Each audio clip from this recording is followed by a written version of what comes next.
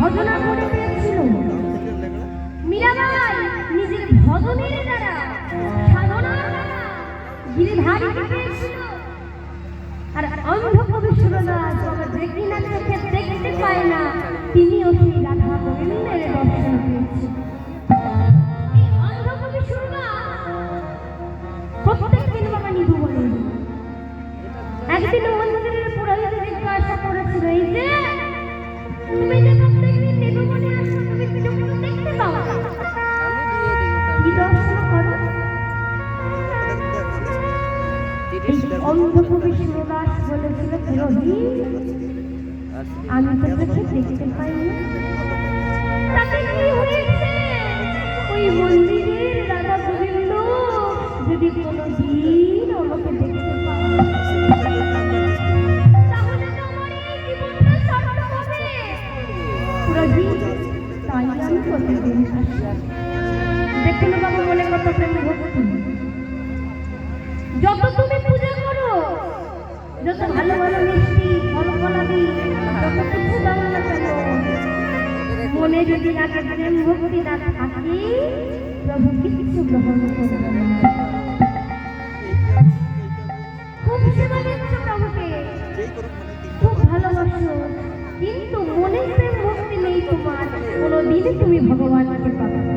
ভগবানকে পেতে গেলে আগে মনে প্রেম ভক্তি আনতে হবে। তাই মীরাবাই কত সুন্দর বলেছে, সাধনা করনা চাই রে মনুয়া,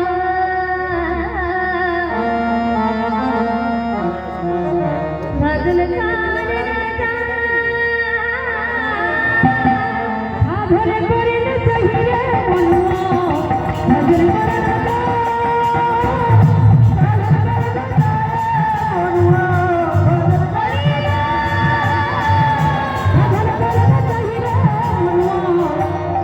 ভজন করনা